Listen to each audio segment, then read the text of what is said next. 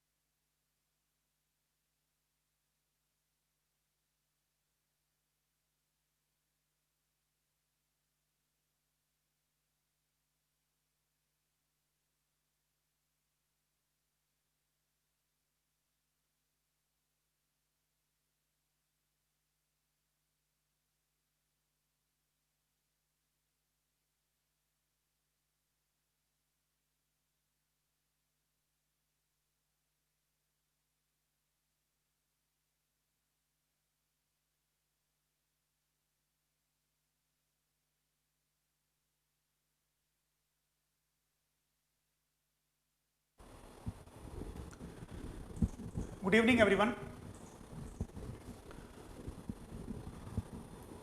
आपका जो 18th का टेस्ट है, उम्मीद करता हूँ आप लोग उसकी तैयारी कर रहे होंगे। और टेस्ट में कहाँ तक आएगा, तो ये जो हम लोग आज तक पढ़ेंगे यानी लिंकेज तक आएगा आपके टेस्ट में, right from the beginning up to linkage. आज लिंकेज हम लोग वाइंड अप कर लेंगे और आज के लेक्चर तक, आज लेक्चर में हो सकता है हम लोग आगे भी निकल जाएं, लेकिन लिंकेज तक आएगा आपके टेस्ट में। Syllabus for test which is going to be held on 18th I guess, उसमें सिलेबस आपका बॉटनी का है right from beginning of this chapter, वहां से लेकर के कहां तक, लिंकेज तक। हम लोग आज की क्लास में लिंकेज से आगे चले जाएंगे, लेकिन टेस्ट में लिंकेज तक ही आएगा, ठीक है ना। तो आप पहले से तैयारी कर रहे होंगे, पढ़ ही रहे होंगे और बिल्कुल पॉजिटिव माइंडसेट से टेस्ट दीजिएगा। पॉजिटिव माइंडसेट से आप टेस्ट दीजिएगा और ढंग से पढ़िए। क्वेश्चंस मुश्किल नहीं होंगे। अगर आपने ढंग से पढ़ा है तो क्वेश्चन मुश्किल नहीं लगेगा, हाँ, लेकिन अगर ढंग से नहीं पढ़े हो तो क्वेश्चन मुश्किल लगेगा। उसके लिए तैयार रहिएगा आप, क्योंकि जो क्वेश्चन आप जब सॉल्व करने बैठेंगे तो वो क्वेश्चन आपको बिल्कुल थ्योरेटिकल नहीं मिलेगा, जैसे बाकी चैप्टर से मिलते थे कि सर ने पढ़ाया है वहीं से क्वेश्चन आ गया। बिल्कुल कुछ क्वेश्चंस होंगे जो कि एनालिटिकल होंगे, जहां आपको दिमाग थोड़ा लगाना पड़ेगा, जहां आपको थोड़ा एनालाइज करना पड़ेगा, ठीक है ना। तो पहले से तैयार रहिएगा। क्वेश्चन ऐसे ही बनते हैं जेनेटिक्स में। आप पहले से मत तैयार रहिएगा ऐसे कि सर ने जो पढ़ाया है बिल्कुल वही वर्ड आ जाएंगे, सर ने जो लिखा है नोट्स में वही आ जाएगा, ऐसा नहीं है। ये जेनेटिक्स है, इसमें कुछ क्वेश्चंस आपके खुद के विवेक पे, आप खुद कैसे सॉल्व कर सकते हैं उस पर भी डिपेंड करता है, वैसे क्वेश्चंस भी रहेंगे।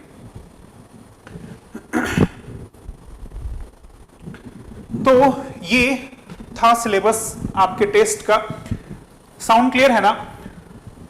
साउंड क्लियर है? सिर्फ साक्षी को क्लियर नहीं है या सबको क्लियर नहीं है? साउंड ठीक है बेटा? बाकी लोगों को साउंड आ रही है, आवाज आ रही है क्या मेरी? सही है ना? चलिए तो स्टार्ट करते हैं। एक बार फटाफट रिकैप कराता हूं कि हमने क्या पढ़ा था लास्ट लेक्चर में।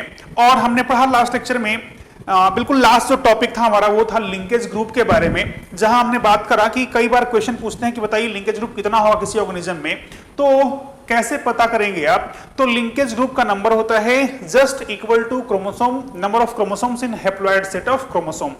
फिर से मैं रिपीट करता हूं, क्वेश्चन डायरेक्टली यहीं से आएगा। सिलेबस है जेनेटिक्स जेनेटिक्स का शुरू से लेकर के फर्स्ट लेक्चर से लेकर के आज तक के लेक्चर का, जिसमें हम लोग बात कर रहे होंगे लिंकेज का, यानी शुरू से लेकर के लिंकेज तक आएगा टेस्ट में, शुरू से लेकर के लिंकेज तक आएगा टेस्ट में। अब तो हमने बात करा था लिंकेज ग्रुप के बारे में, और मैंने समझाया था कि जो लिंकेज ग्रुप है, कई बार आपसे डायरेक्टली लिंकेज ग्रुप का नंबर पूछ लेते हैं कि बताओ किसी भी ऑर्गेनिज्म में कितने लिंकेज ग्रुप होंगे, तो कैसे पता करते हैं आप, कैसे निकालेंगे वहां पे। तो मैंने कहा कि number of linkage group equals to number of chromosome in haploid set, या फिर ऐसे कह सकते हैं, इसी को लैंग्वेज चेंज कर रहा हूं मैं, number of linkage group equals to number of homologous pair. एक ही चीज हुआ, दोनों से आंसर सेम ही निकलेगा। तो ऐसे आप लिंकेज ग्रुप निकालते हैं। हमने लिंकेज में सिस और ट्रांस अरेंजमेंट भी देख लिया था, और अब आगे बढ़ते हैं और बात करते हैं, लिंकेज में ही दो थ्योरी दिए गए हैं, लिंकेज में ही दो थ्योरी दिए गए हैं, एक है कपलिंग और एक है रिपल्सन। ये कपलिंग और रिपल्सन क्या है अभी समझ में आएगा, लेकिन अभी आप इतना ध्यान रखिए, कपलिंग और रिपल्सन ये लिंकेज के ही दो एस्पेक्ट हैं, दो तरह का लिंकेज आप कह सकते हैं, या फिर कह सकता हूं मैं ये लिंकेज ही है, एक्चुअली लिंकेज के दो एस्पेक्ट्स हैं। अभी समझ में आएगा आपको थोड़ी देर में। ये लिंकेज में कपलिंग और रिपल्सन का थ्योरी किसने दिया था, तो दिया था बेटसन ने, जिन्होंने किस पे काम करा, लेथाइरस ओडरेटस पे काम किया, यानी स्वीट पी पे काम किया, और ये कंसेप्ट दिया कपलिंग एंड रिपल्सन का। अब ये कपलिंग रिपल्सन क्या है ये समझें, इसके पहले समझना होगा आपको ये कि लेथाइरस ओडरेटस के दो अलग अलग कैरेक्टर्स पे काम कर रहे थे Bateson, and those two characters were, एक है, पहला है flower colour. Coupling and repulsion समझाने के लिए उन्होंने दो लिया है कैरेक्टर इस प्लांट का, एक है फ्लावर कलर स्वीट पी का, और जो दूसरा कैरेक्टर है वो है साइज ऑफ, सॉरी साइज नहीं, दूसरा जो लिया है वो है शेप ऑफ पोलन ग्रेन। आप जानते हैं पोलन ग्रेन के बारे में, तो वो जो पोलन ग्रेन है लेथाइरस ओडरेटस में, वो चाहे तो लॉन्ग है या फिर राउंड मिलता है, और वहीं जो फ्लावर है उसका ट्रेट कैसा है, तो वो आइदर पर्पल है या फिर रेड है। ठीक बात है। ये पर्पल और लॉन्ग होना कैसा है, ये डोमिनेंट है, और रेड फ्लावर या फिर राउंड पोलन होना कैसा है, ये है रिसेसिव कैरेक्टर। अच्छे से समझते चलिएगा। मैंने कहा है कि बेटसन ने इस प्लांट के दो अलग अलग कैरेक्टर को स्टडी कर रहे हैं कपलिंग रिपल्सन देखने के लिए, and those two characters were flower colour, जिसका जो डोमिनेंट ट्रेट है वो पर्पल है, रिसेसिव जो है वो रेड है, शेप ऑफ पोलन ग्रेन में जो डोमिनेंट है वो लॉन्ग है, और जो रिसेसिव है वो राउंड पोलन ग्रेन है। ठीक बात है। और ये दोनों जो कैरेक्टर्स के जीन हैं, they are on same chromosome. ये जो कैरेक्टर्स हैं, इनके जो जीन्स हैं वो कहां हैं, एक ही क्रोमोसोम पे है। एंड द मोमेंट आई से कि एक क्रोमोसोम पे है, मतलब आप समझ गए होंगे लिंकेज तो दिखाने वाले हैं, है ना। अपन समझ चुके हैं अब तक तो इतना कि एक ही क्रोमोसोम पे जितने भी जीन्स होते हैं वो आपस में दिखाते हैं लिंकेज।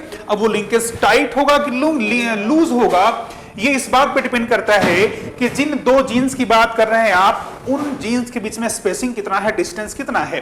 डिस्टेंस अगर कम होगा तो आप कहते हैं टाइट लिंकेज होगा, अगर डिस्टेंस ज्यादा है तो आप कहते हैं लूज लिंकेज होगा। लेकिन लिंकेज तो होगा अगर दोनों के दोनों जीन्स एक क्रोमोसोम पे हैं। तो मैंने कहा है कि दोनों के दोनों कैरेक्टर्स लगे हैं एक ही क्रोमोसोम पे, यानी लिंकेज तो दिखाने वाले हैं।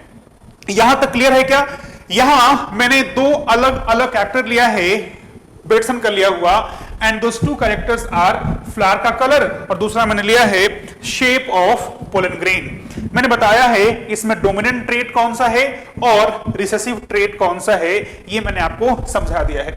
यहां तक क्लियर बेटा? आगे बताऊं फिर, क्या यहां तक क्लियर है? चलिए क्लियर है, फिर आगे बढ़ते हैं। यही यहां आपको भी देखने की जरूरत नहीं है, ये हम लोग आगे समझ में आएगा आपको।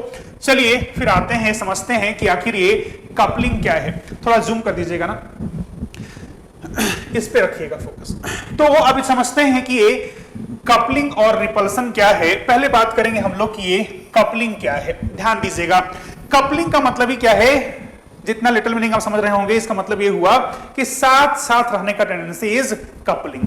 जरा यहां देखो, एक जो लिया है मैंने पेरेंट वो है ब्लू फ्लावर और लॉन्ग पोलन वाला, जबकि दूसरा है रेड फ्लावर और राउंड पोलन वाला। लिखा है जीनोटाइप, अगर मैंने कहा ब्लू या फिर पर्पल भी कहते हैं आप उसे, तो ये कैपिटल बी कैपिटल एल लिखेंगे, इसमें तो कोई डाउट नहीं होना चाहिए। और यहां रेड और राउंड है तो मैंने लिखा है स्मॉल बी स्मॉल एल, क्योंकि ये दोनों कैसे हैं, रिसेसिव ट्रेट्स हैं, ये दोनों कैसे हैं, डोमिनेंट ट्रेट्स हैं। अब अगर मैं कहूं कि क्रोमोसोम पे देखा जाए कैसे लगे होंगे, तो मान लीजिए मैंने कहा ये दोनों आपस में होमोलोगस क्रोमोसोम है, यहां माना मैंने कि ये दो आपस में होमोलोगस क्रोमोसोम है। अब अगर ये दोनों लोकस पे कैपिटल बी है, मतलब क्या लिखूं, कैपिटल बी, यहां भी क्या लिखना होगा मुझे, कैपिटल बी, और यहां भी दिख रहा दोनों लोकस पे क्या है, कैपिटल एल है, यहां भी लिखा है कैपिटल एल। यहां पे आप देखें तो दोनों लोकस पे स्मॉल बी है, ये रहा स्मॉल बी, यहां भी रहा स्मॉल बी, यहां है स्मॉल एल और यहां पे है स्मॉल एल, स्मॉल एल। अब जब आप इनका बनाओगे गैमेट तो क्रॉसिंग ओवर कराओ या ना कराओ, क्या बनेगा गैमेट, हमेशा कैपिटल बी कैपिटल एल बनेगा ना। यहां से क्या बनेगा gamete, small B small L, यही तो बनेगा, इसमें तो कोई डाउट नहीं होना चाहिए आपको। यानी यहां से आया कैपिटल बी कैपिटल एल, यहां से आया स्मॉल बी स्मॉल एल, तो ये बन गया capital B capital L small L. अब ये यहां तक मैंने कुछ नया नहीं बोला है अभी तक, लेकिन जब इसका देखें हम लोग कि क्रोमोसोम पे इन जीन्स का पोजीशन कैसा है, तो जरा देखिएगा, गौर कीजिएगा, हो सकता है आप समझ भी गए होंगे। यहां capital B capital L small L, gamete क्या बना था, यहां से gamete was capital B capital L, यहां से गैमेट क्या बना था, स्मॉल बी स्मॉल एल। तो ये जो स्मॉल बी स्मॉल एल जो दिख रहा है इसके अंदर, वो दो एक ही साथ लगे होंगे क्योंकि वो आए हैं इस पेरेंट से। और जो कैपिटल बी कैपिटल एल दिख रहा है वो कहां से आया होगा, यहां से आया होगा, ये रहा कैपिटल बी, ये रहा कैपिटल एल। यहां तक किसी कोई डाउट है क्या? अगर मैंने कहा कि कैपिटल बी कैपिटल एल का क्रॉस कर रहे हैं अपन स्मॉल एल के साथ, तो ये बना capital B capital L small L, इसमें तो कोई डाउट होना नहीं चाहिए, हमने बहुत पढ़ लिया अब तक डाइहाइब्रिड क्रॉस, ऐसा होगा। लेकिन अब मैं क्रोमोसोम पे इन जीन्स का पोजीशन भी दिखा के बता रहा हूं आपको कि ये कैपिटल बी कैपिटल एल है, मतलब ऐसा होगा सिचुएशन, और इसका सिचुएशन ऐसा है। जब गैमेट बनाए तो यहां से आया एक क्रोमोसोम, यहां से आया एक क्रोमोसोम, ये रहा, और यहां से आया एक क्रोमोसोम, ये रहा, तब ये बना capital B capital L small L. अब चाहे कैपिटल बी कैपिटल एल हो या फिर स्मॉल एल हो, है तो एक ही क्रोमोसोम पे ना, यानी क्या दिखा रहे होंगे, लिंकेज दिखा रहे होंगे। यानी जब अगली बार हम लोग इस प्लांट का टेस्ट क्रॉस कर रहे हैं, जरा देखो आप क्या लिखा है मैंने, ये तो हुआ पेरेंट, गैमेट बनाया है मैंने, यहां पे लिखा हुआ है गैमेट, ये रहा गैमेट इसका, ये रहा इसका गैमेट, लिखा हुआ है पहले से ही गैमेट। और जब F1 जनरेशन देखेंगे तो कैसा हुआ, F1 जनरेशन हुआ अपना ये capital B capital L small L. अब इस F1 जनरेशन वाले डाइहाइब्रिड का हम लोग कर रहे हैं टेस्ट क्रॉस। अब टेस्ट क्रॉस मतलब क्या, cross of F1 hybrid with recessive individual. यहां रिसेसिव खुद पेरेंट है, यानी इसके साथ क्रॉस कर दिए स्मॉल बी स्मॉल एल के साथ। अब जब कहते हैं आप स्मॉल बी स्मॉल एल के साथ क्रॉस कर रहे हैं हम लोग, तो देखिए कितने बच्चे हैं लाइव, तो जब आप इनके साथ क्रॉस कर रहे हैं,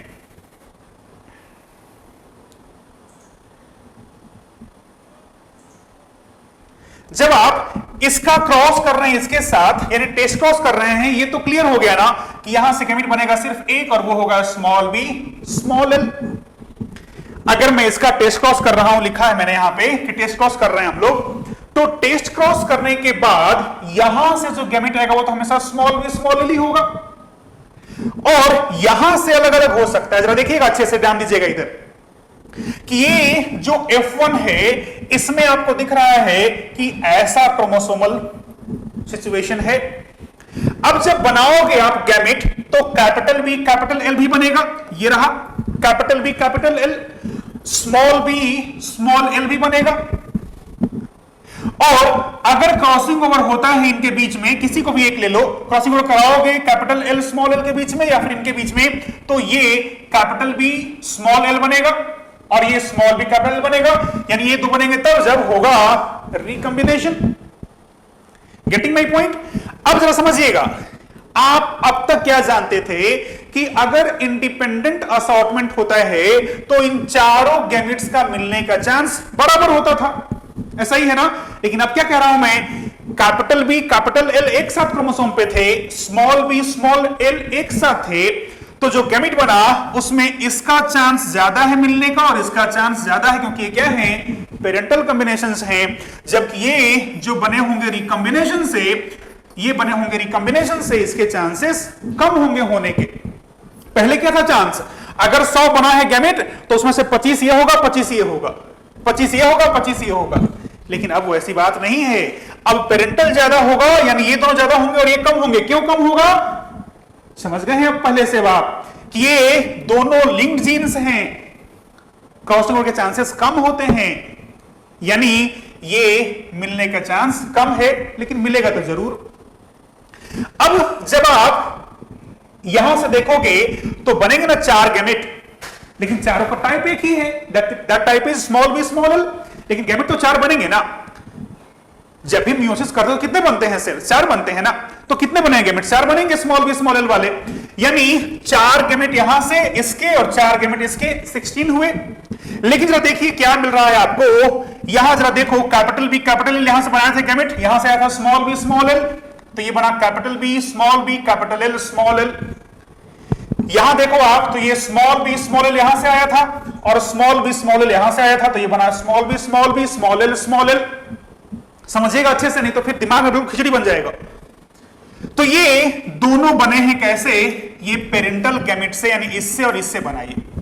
और ये कैसे बना, तो यहां जो capital B small B capital B small L दिख रहा है, यहां जो कैपिटल बी स्मॉल एल दिख रहा है, इसमें से आपको पता है स्मॉल बी स्मॉल एल कहां से आ रहा है, यहां से आ रहा है, तो कैपिटल बी और स्मॉल एल कहां से आया है, यहां से आया है। ये तो देखे थे आप पहले ही, क्रॉसिंग ओवर होने के बाद आया था ये।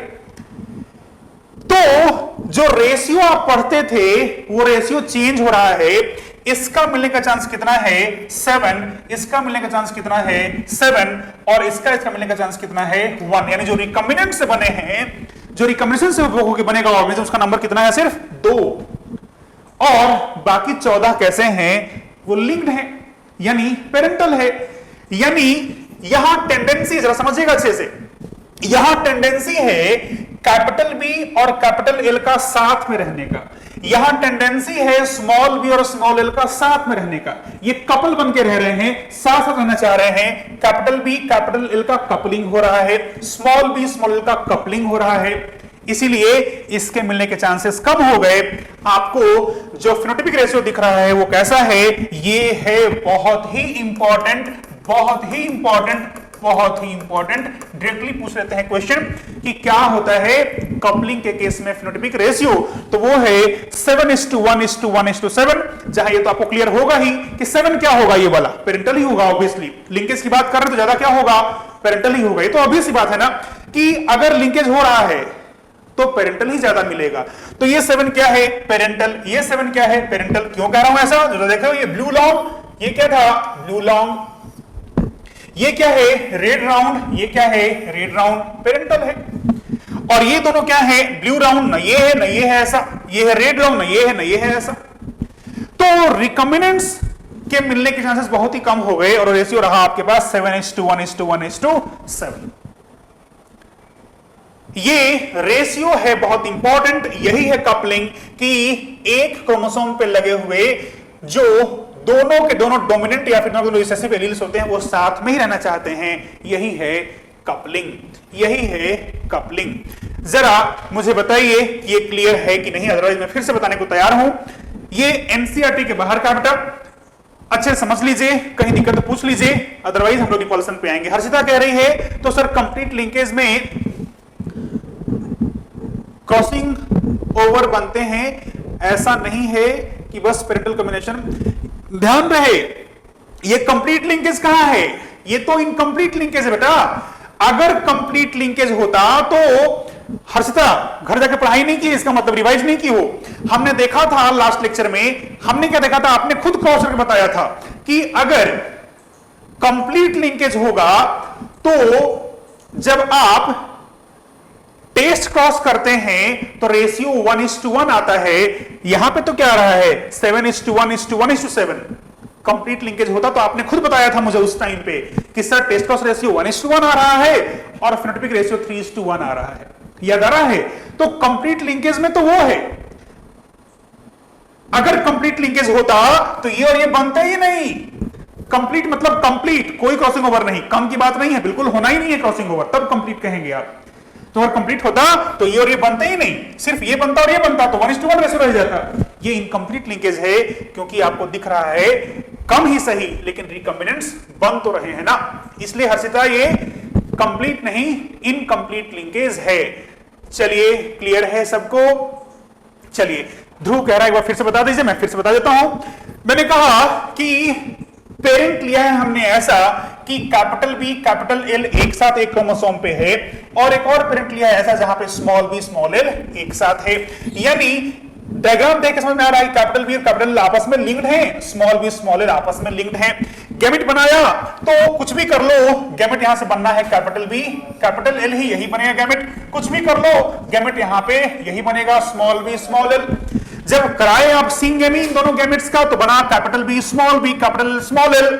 अब देखना चाहेंगे क्रोमोसोम पे कैसा कैसा जीन है, तो ऑब्वियसली ये कैपिटल बी और कैपिटल एल यहां से आया था, वो एक क्रोमोसोम पे लगा अभी भी, और स्मॉल बी स्मॉल एल यहां से आया था, वो भी लगा हुआ है एक क्रोमोसोम पे। अब जब इसका हम लोग टेस्ट क्रॉस करना चाह रहे हैं तो बनाओगे गैमेट। जब गैमेट बनाने चलेंगे आप तो देखेंगे क्रॉसिंग ओवर होगा कि नहीं होगा।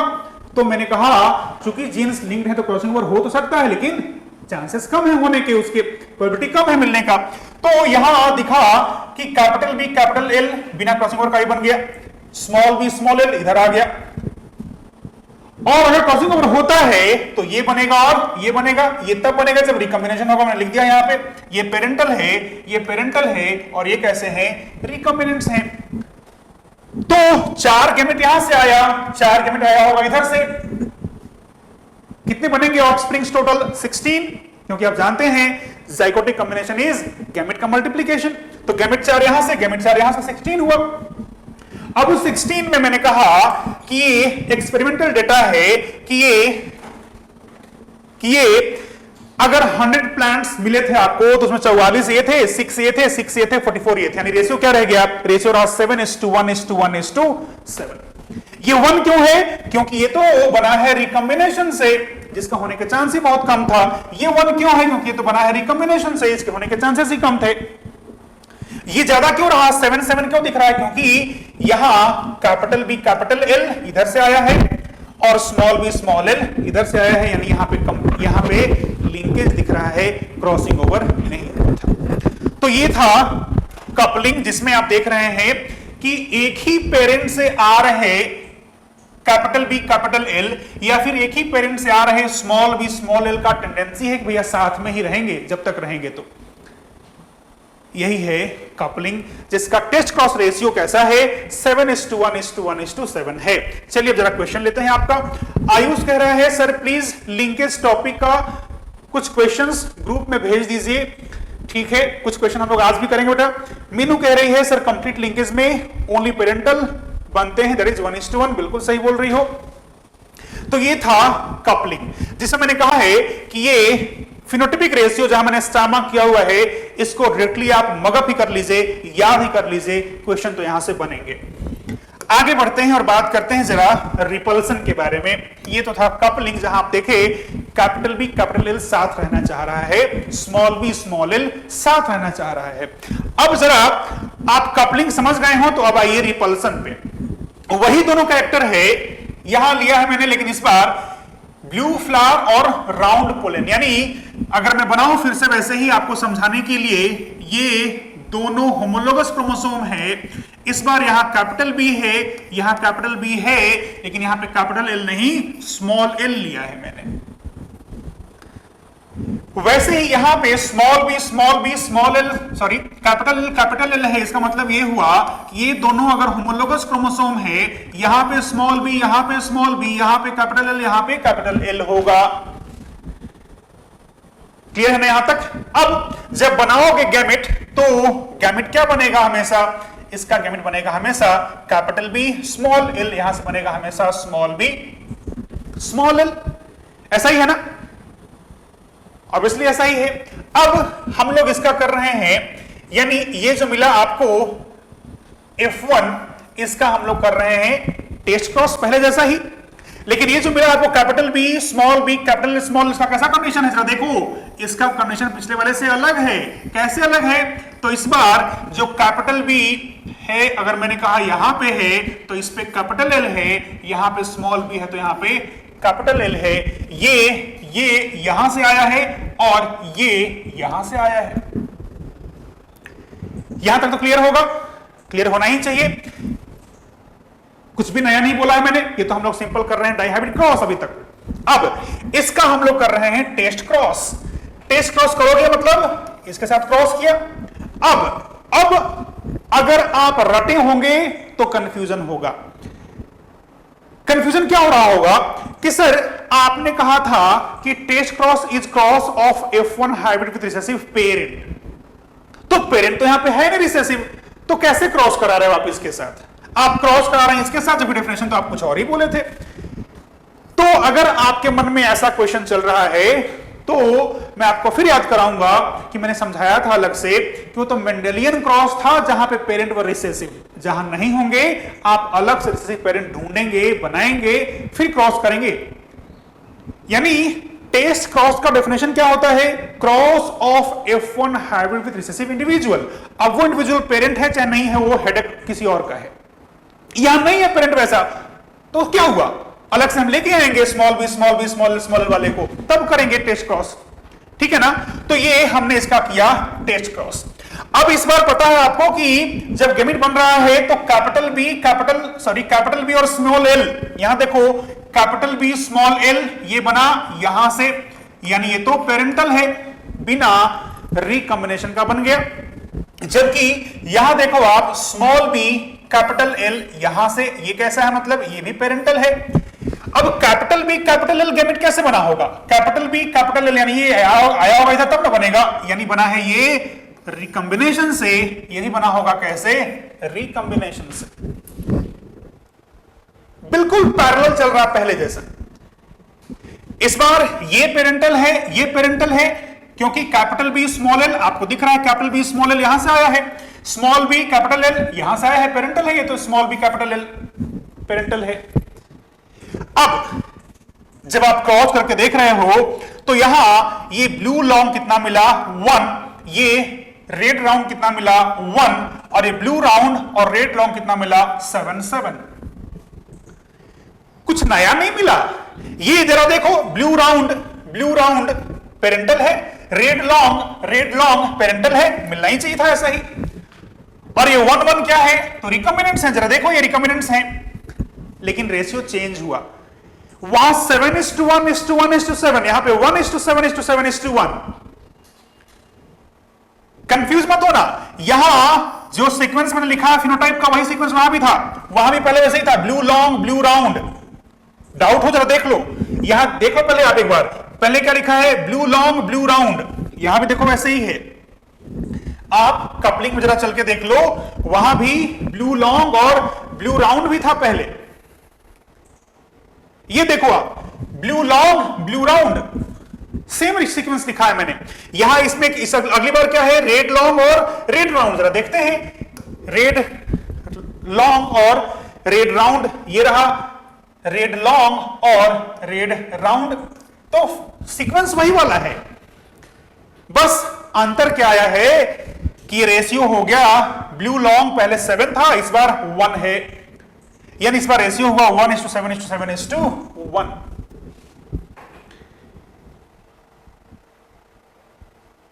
तो कपलिंग क्या था समझे आप? रिपल्सन क्या है? रिपल्सन ये है, जरा देखिएगा कि जो कैपिटल बी है वो कैपिटल एल के साथ नहीं आना चाह रहा है, कोई नई बात नहीं है। आप जानते हैं कैपिटल बी और स्मॉल एल एक साथ था, स्मॉल बी और कैपिटल एल एक साथ था, तो ऑब्वियस सी बात है कि किसी भी ऑर्गेनिज्म में, जैसे कि यहां देखो कैपिटल बी और कैपिटल एल गैमेट बना है, तो बनेगा तब जब रिकॉम्बिनेशन होगा, इसके चांसेस बहुत कम है।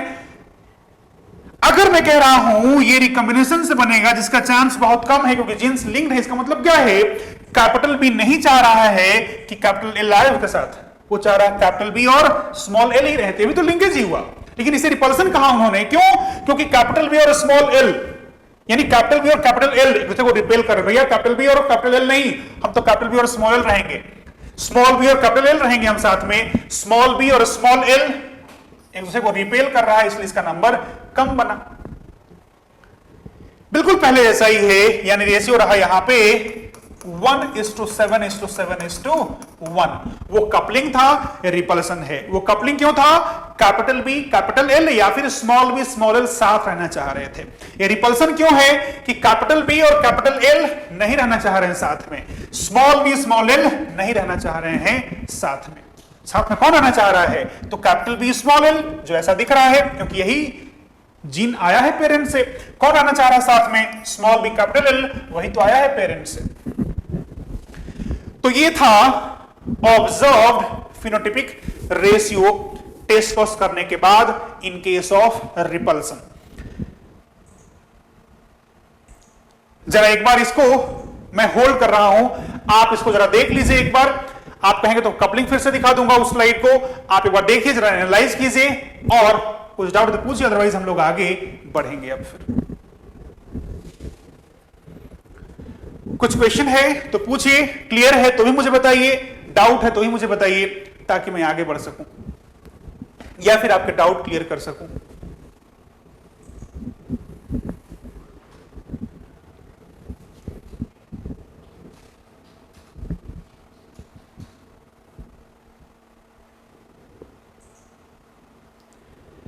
चलिए, वेरी गुड।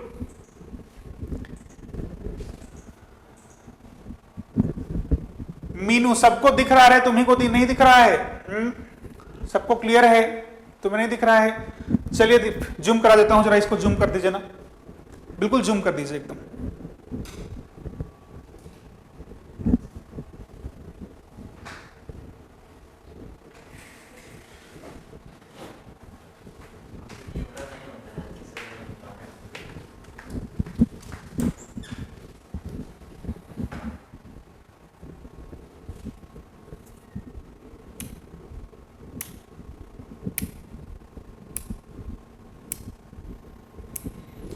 चलिए, वेरी गुड। तो आगे बढ़ते हैं फिर, एक बार मैं ट्राई करता हूं जूम करने का।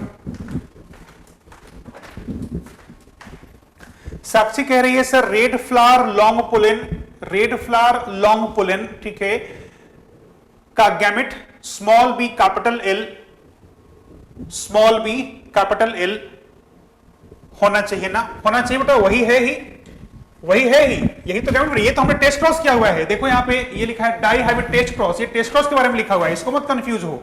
ये लिखा हुआ है, इसका गैमेट तो बनेगा ऑब्वियसली, स्मॉल बी कैपिटल बना, यहां से स्मॉल बी कैपिटल एल बना, तभी तो बना ये capital B small B capital L small L, ठीक है ना। किस वजह से सिर्फ इसको जूम कर देना, सर ग्रीन वाला नहीं दिख रहा, ठीक है ना। साक्षी क्लियर हुआ? आकांक्षा कह रही है सर प्लीज रिपल्सन एक बार फिर एक्सप्लेन कर दीजिए।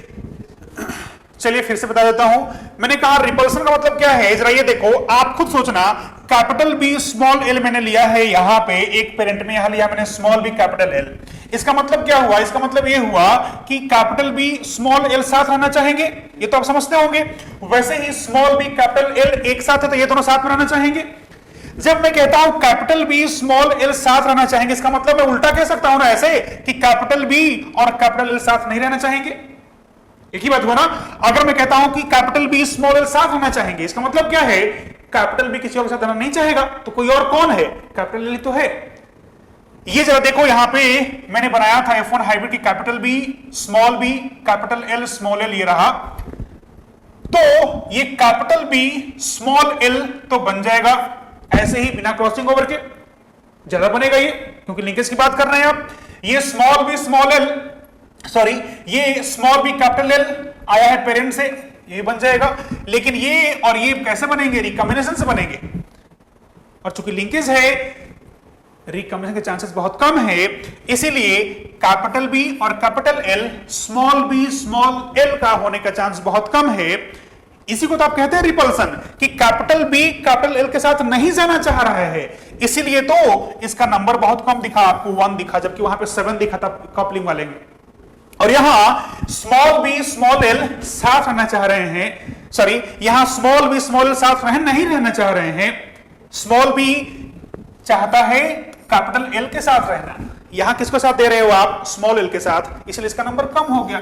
यही रिपल्सन है, यही रिपल्सन है। आस्था कह रही है सर नेचुरल कंडीशन में मोस्ट चांसेस हैं कि कैपिटल बी और कैपिटल एल साथ में होता है, कैपिटल बी और कैपिटल एल साथ में, ठीक है।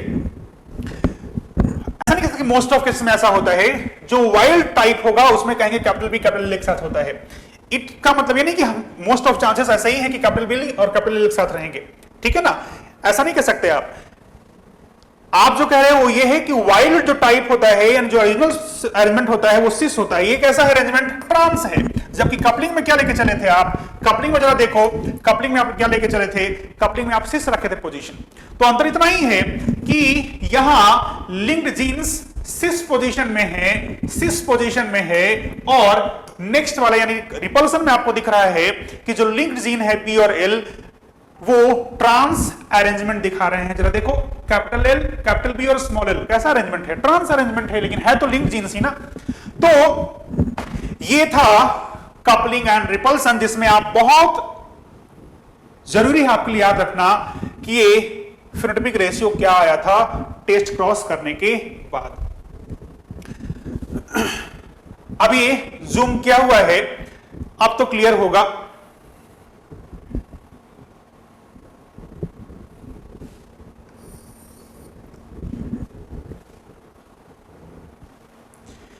स्वर्णदीप कह रहा है सर ये सिस ट्रांसपोजिशन क्या है? इसके लिए आपको देखना पड़ेगा लास्ट लेक्चर। आप लास्ट लेक्चर देखो या फिर उसके पहले वाला देखो, मैंने समझाया है सिस और ट्रांस, लास्ट लेक्चर में बताया है, और उसके पहले वाले लेक्चर में सेकंड लास्ट लेक्चर में बिल्कुल लास्ट में समझाया था मैंने क्या होता है सिस और ट्रांस। दो लेक्चर में समझा दिया स्वर्णदीप, लगता है तुम क्लास अटेंड नहीं किए थे। तो वो सिस था और ये ट्रांस अरेंजमेंट है जीन्स का। अब ये तो था कपलिंग और रिपल्सन, जो आप समझ गए होंगे कि ये अल्टीमेटली लिंकेज ही है, लेकिन लिंकेज के दो एस्पेक्ट्स के नाम से आपने समझा, एक लिंकेज और एक रिपल्सन। अब पढ़ेंगे हम लोग मॉर्गन के एक्सपेरिमेंट को, जो कि आपके एनसीईआरटी में भी दिया हुआ है और जो है बहुत ही इंपॉर्टेंट। क्या आगे बढ़ा जाए या फिर कुछ डाउट है आपका? स्वर्णदीप बेटा सिस ट्रांस नहीं बता रहा क्योंकि बाकी लोगों का टाइम वेस्ट होगा, है ना। पुराना लेक्चर आप देखना, डाउट है मेरे से पूछना अलग से। क्लास में भी फिर से नहीं बता रहा हूं सिस ट्रांस, क्योंकि बताया है बहुत पहले कई बार। टेस्ट में लिंकेज तक आएगा, अभी लिंकेज खत्म नहीं हुआ है, लिंकेज चल ही रहा है। तो ये था कपलिंग रिपल्सन। अब आगे बढ़ता हूं, बात करते हैं मॉर्गन एक्सपेरिमेंट के बारे में। इन्होंने किस पे काम किया था? इन्होंने काम किया था ड्रोसोफिला के ऊपर। ये हमने देख लिया है कि क्यों काम किया ड्रोसोफिला के ऊपर ही, किसी और ऑर्गेनिज्म पे काम क्यों नहीं किया, ड्रोसोफिला पे ही क्यों काम किया, ये हमने देखा है पहले। अब ड्रोसोफिला में हमने ये भी देखा था कि जो सेक्स क्रोमोसोम है वो ह्यूमन जैसा है, यानी फीमेल में XX और मेल में XY है। अब मान लीजिए, समझिएगा जरा अच्छे से, मान लीजिए मैंने कहा कि ये है X क्रोमोसोम, तो जो X क्रोमोसोम है ड्रोसोफिला में उस पे जीन्स तो बहुत सारे हैं, लेकिन हम लोग यहाँ पे 3 अलग अलग जीन की बात कर रहे हैं जो कि अपने यानी मॉर्गन के एक्सपेरिमेंट को समझने के लिए जरूरी है। और वो 3 जीन कैसा है? तो मान लीजिए मैंने कहा एक जीन यहां पे है, दूसरा जीन मैंने कहा यहां पे है, और तीसरा जीन मैंने कहा यहां पे है। ये 3 अलग अलग जीन्स हैं। क्या कंट्रोल करते हैं अभी देखेंगे, लेकिन ध्यान दीजिए मैंने इंटेंशनली फर्स्ट और सेकंड जीन के बीच में डिस्टेंस ज्यादा रखा है, क्योंकि ये दोनों जीन दूरी पे होते हैं। वहीं सेकंड और थर्ड जीन के बीच में डिस्टेंस कम रखा है, ये पास पास होते हैं। ये कौन से क्रोमोसोम पे हैं? एक्स क्रोमोसोम पे हैं। यानी जरा देखिए, ये जो फर्स्ट लिखा है मैंने जीन, वो अल्टीमेटली कौन सा कैक्रो कंट्रोल करता है, तो ये कंट्रोल करता है साइज ऑफ विंग्स को। साइज ऑफ विंग्स जो ड्रोसोफिला में है वो दो तरह का होता है। एक होता है मिनिएचर यानी साइज में छोटा, और एक होता है नॉर्मल कहते हैं आप, या फिर लॉन्ग कई बार मिलेगा लिखा हुआ मेरा आपको। तो ये दो है। तो आपको दिख रहा है ये कैरेक्टर है और ये इसके ट्रेट्स हो गए। तो साइज ऑफ विंग्स का जीन कहां पे है? यहां पे है, मैंने नंबरिंग 1 करा है। वैसे ही जो मैंने सेकंड नंबरिंग दिया हुआ है ये है आई कलर का जीन। आई कलर का जीन है जिसके दो ट्रेट कौन कौन से हैं? तो एक है व्हाइट और एक है रेड। ठीक है। वैसे ही जो थर्ड है जीन वो कंट्रोल करता है बॉडी कलर को। जो ड्रोसोफिला का बॉडी कलर है वो दो है, एक है येलो और दूसरा है ग्रे। ठीक बात है ना? ध्यान से सुनना होगा, ध्यान से समझना होगा, क्योंकि मैंने पहले ही कहा हुआ है कि तैयार रहिएगा, थोड़ा सा लेंदी होने वाला है। अब ये जो मिनिएचर है यानी हर ट्रेट में जो मैंने नीचे लिखा हुआ है वो है रिसेसिव, यानी ये रिसेसिव है, इसमें ये रिसेसिव है, इसमें ये रिसेसिव है, यानी ग्रे होना इज डोमिनेंट, आई का रेड होना इज डोमिनेंट, और ये नॉर्मल या फिर लॉन्ग विंग्स का होना इज डोमिनेंट। ठीक बात है। अब यहां अगर आपको याद आता हो कि सिंबल कैसे देते हैं, तो सिंबल देने का भी तरीका हमने दो समझा था, और अभी बोलता हूं तो याद आ जाएगा। यहां एक तरीका यह है कि जो डोमिनेंट है उसका फर्स्ट लेटर ले लीजिए। जैसे हाइट आपने कहा टॉल डोमिनेंट है तो सर ले लिए टी। ड्वार्फ का आपने कुछ नहीं लिया, ड्वार्फ के लिए आपने स्मॉल टी कर दिया। तो एक वो तरीका था, मैंने समझाया हुआ पहले ही आपको। और एक और तरीका क्या है? तो मॉर्गन का तरीका जरा देखें। यहां पे मिनिएचर जो रिसेसिव है इसका आपने ले लिया स्मॉल एम, ये रिसेसिव हो गया, और रिसेसिव का ही स्मॉल एम लेकर के प्लस कर दिए तो ये हो गया डोमिनेंट। वैसे ही व्हाइट का स्मॉल डब्ल्यू लिया तो ये रिसेसिव है, और स्मॉल डब्ल्यू प्लस लिया तो ये डोमिनेंट है। येलो के लिए वाई लिया स्मॉल वाई तो रिसेसिव है यानी येलो है, और वाई प्लस कर दिया तो कैसा है? ये ग्रे है। ऐसा सिंबल भी यूज किया जाता है जेनेटिक्स में, जिसके बारे में थोड़ा ही सही लेकिन हमने पहले समझा है। ठीक बात है। यहां तक कोई डाउट है क्या? यानी ये जो फर्स्ट है ये साइज ऑफ विंग्स का जीन है यहां पे, जो सेकंड है ये आई कलर का जीन है, और जो थर्ड है ये बॉडी कलर का जीन है। अब यानी ये तीनों के तीनों साइज ऑफ विंग्स या फिर आई कलर या फिर बॉडी कलर आप कह सकते हैं, ये सब क्या हैं? These are X linked characters. All three are X linked characters. जैसे ही मैंने कहा एक्स लिंक्ड मतलब क्या है? वाई पे नहीं होगा। मैंने कहा एक्स लिंक्ड है मतलब क्या? एक्स पे ही है इसके जीन्स, वाई पे नहीं है। Although X and Y are homologous, लेकिन ये ऐसे जीन्स है जो सिर्फ एक्स पे है वाई पे नहीं है, तभी आपने कहा ये क्या है? एक्स लिंक्ड हैं। जैसे हमने पहले समझा था हीमोफीलिया का जीन, कलर ब्लाइंडनेस का जीन, ये सब होता है एक्स पे, वाई पे नहीं होता है। तो हमने कहा था मेल में ये हेमिजाइगस कंडीशन में होता है, याद आ रहा होगा आपको थोड़ा थोड़ा। तो वैसे ही ये तीनों जीन एक्स पे होते हैं, वाई पे नहीं होते हैं। निकी कह रही है फर्स्ट और सेकंड जीन के बीच में ज्यादा गैप क्यों है? अरे पगली, अब तुम कहोगी यहां से मुंबई दूर क्यों है, धनबाद पास क्यों है, ऐसा सवाल पूछोगी। दो जीन है, अब दो जीन का कुछ ना कुछ डिस्टेंस रहेगा ना। यहां पे भी और ढेर सारे जीन्स हैं, लेकिन हमारे एक्सपेरिमेंट में काम के नहीं है, इसलिए उसको इग्नोर किया हुआ है। यहां भी ढेर सारे जीन्स हैं, लेकिन हमने इग्नोर किया हुआ है क्योंकि हम लोग बात कर रहे हैं सिर्फ इसके बारे में, इसके बारे में और इसके बारे में, है ना। तो ये ऐसा सवाल क्यों पूछ रहे हो कि ज्यादा गैप क्यों है? क्योंकि ये कोई भी जीन कहां पे है, ये उस ऑर्गेनिज्म का इनहेरेंट फीचर होता है ना। तो अलग अलग जीन का अलग अलग डिस्टेंस होता है। तो फिलहाल ये सिचुएशन था इन एक्स लिंक्ड जीन्स का जो कि ड्रोसोफिला के एक्स क्रोमोसोम पे लगा हुआ है। एक बार इसको देख लीजिए क्योंकि अब हम लोग इसी को लेकर के क्रॉस करने वाले हैं। एक बार ध्यान से देख लीजिए और एक चीज तो क्लियर होगा ना आपको कि जैसे ही मैं कहता हूं फर्स्ट और सेकंड के बीच में डिस्टेंस ज्यादा है, यानी जब मैं इनका क्रॉस करूंगा तो आपको दिखेगा क्रॉसिंग ओवर के चांसेस ज्यादा होंगे। जब मैं इसके बीच का स्टडी करूंगा इनहेरिटेंस का, तो चूंकि जीन्स पास पास हैं, क्रॉसिंग ओवर के चांसेस कम हैं, यानी लिंकेज ज्यादा होगा। ये तो आपको क्लियर हो गया होगा पहले से ही। जब आप देखेंगे इन दोनों जीन्स का इनहेरिटेंस तो आपको लिंकेज टाइट दिखेगा, इनका देखेंगे तो लिंकेज आपको लूज दिखेगा, यानी रिकॉम्बिनेंट्स यहां पे कम दिखेंगे, यहां रिकॉम्बिनेंट्स इसके रिस्पेक्ट में ज्यादा दिखेंगे। क्या मैं आगे बढ़ूं? क्या ये क्लियर है? चलिए तो आगे बढ़ते हैं और अब बात करते हैं मेंडल के किए हुए क्रॉस को। अब मेंडल ने क्या किया है, हम लोग पहले बात कर रहे हैं, हम लोग स्टडी करेंगे इनहेरिटेंस ऑफ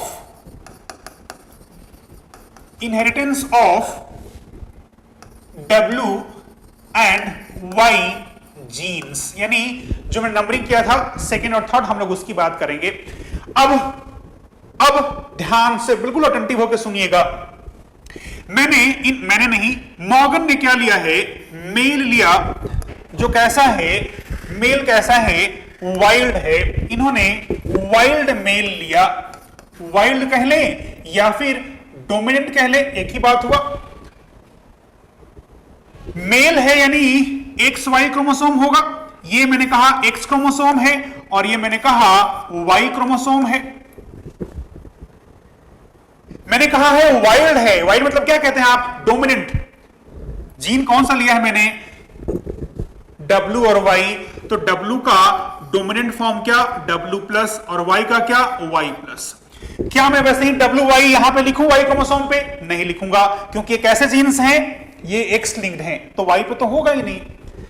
यानी ये जो मेल है वो कैसा है, ये रेड आई और ग्रे बॉडी वाला है। चलिए मैं लिख दे रहा हूं यहां पे, ये W प्लस मतलब रेड आई और ग्रे बॉडी वाला ये मेल है। ये दोनों ट्रेट्स कैसे हैं, डोमिनेंट हैं, इसलिए मैंने कहा ये वाइल्ड मेल है। अब इसका क्रॉस कराया उन्होंने फीमेल के साथ जो कैसी है, म्यूटेंट फीमेल है, यानी ये रहा X क्रोमोसोम, ये रहा दूसरा X क्रोमोसोम। तो अगर ये डोमिनेंट था, यहां लेना मुझे रिसेसिव, तो क्या लूंगा मैं, W यहां भी स्मॉल w, यहां पे भी स्मॉल y, यहां पे भी स्मॉल y। प्लस क्यों नहीं लिखा, क्योंकि मुझे रखना है इसे म्यूटेंट, यानी रखना है मुझे रिसेसिव। ये तो आप समझते होंगे, ठीक बात है। ये जो क्रॉस हम लोग पढ़ रहे हैं ये एनसीईआरटी में दिया हुआ है, लेकिन वो कॉम्प्लेक्स बना के दिया हुआ है, यहां समझिएगा अच्छे से, अपने आप एनसीईआरटी वाला क्लियर हो जाएगा। अब जब आपने इनका क्रॉस किया, तो यहां से क्या बनेगा, गैमेट, यहां से बनेगा गैमेट, क्रॉस कर रहे हैं, बना रहे हैं गैमेट, यहां से क्या बनेगा गैमेट, यहां से बनेगा X क्रोमोसोम, और ये उस पे दिखाया मैंने W प्लस और Y प्लस, ये बना गैमेट इसका। और दूसरा क्या है, Y क्रोमोसोम लिखा मैंने, उस पे जीन नहीं दिखाया है। और वैसे जब यहां पे देखेंगे आप, तो यहां से बनेगा gamete X small w small y, दूसरा भी वैसे ही होगा X small w small y। यहां तक क्लियर है क्या? जब बनाएंगे आप पनेट स्क्वायर तो ये कैसा हो गया, ये हुआ कुछ ऐसा, यानी ये हुआ X W plus Y plus X small w small y। ये हुआ कैसा, X W plus Y plus जो यहां से आया था, और ये रहा X small w small y जो यहां से आया था। यहां देखें तो ये है X small w small y जो यहां से आया, और ये रहा कैपिटल Y। यहां देखें तो ये रहा X small w small y, और ये रहा Y क्रोमोसोम।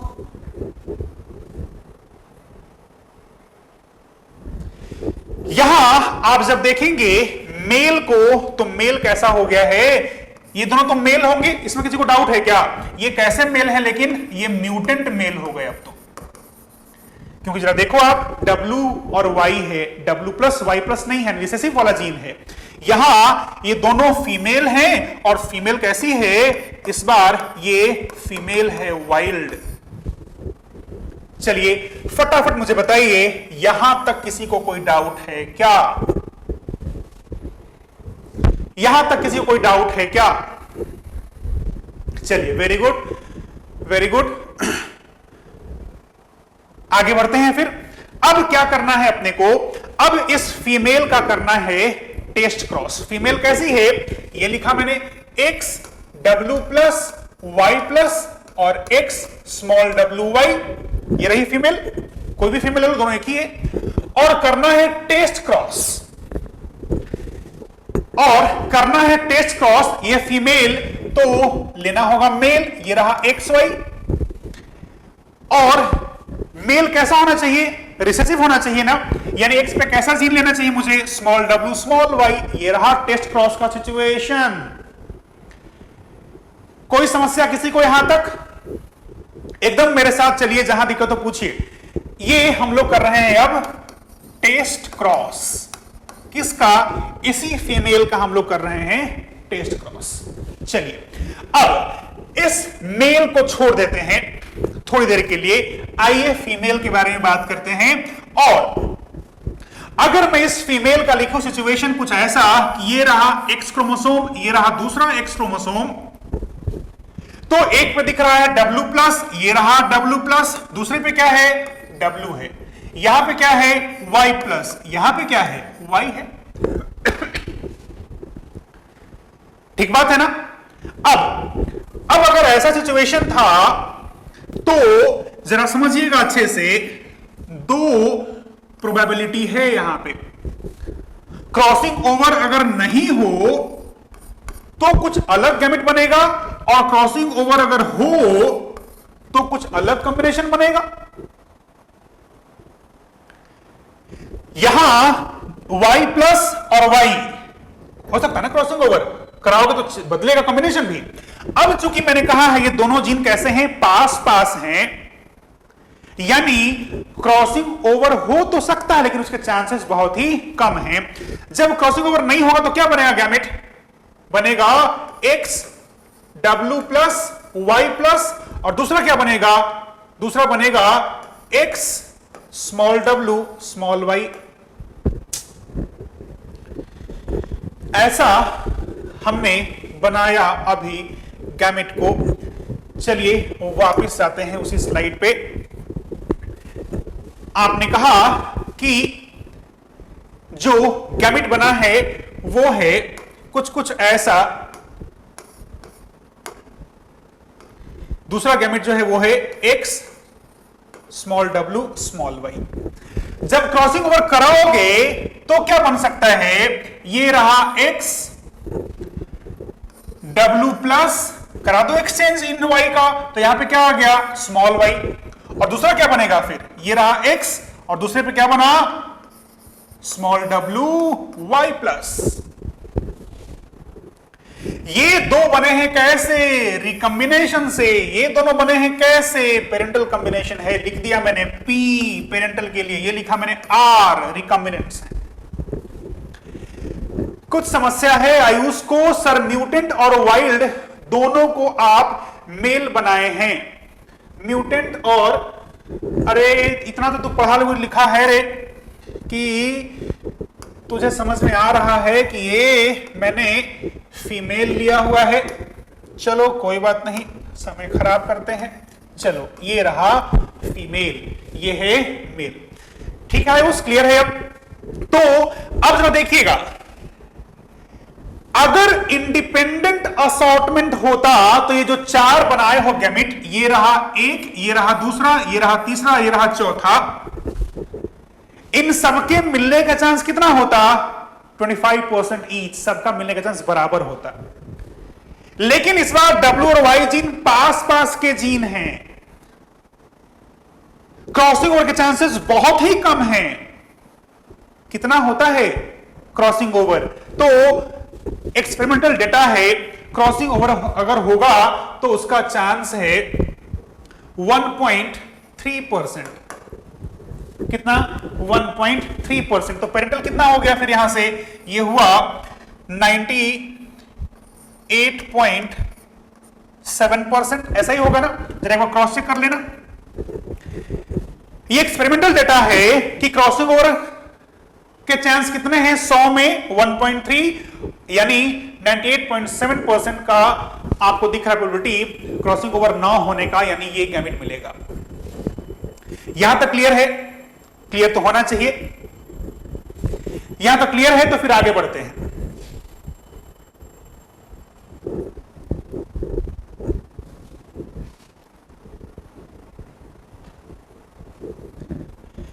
जल्दी बोलो बेटा, जल्दी बोलो, जल्दी बोलो।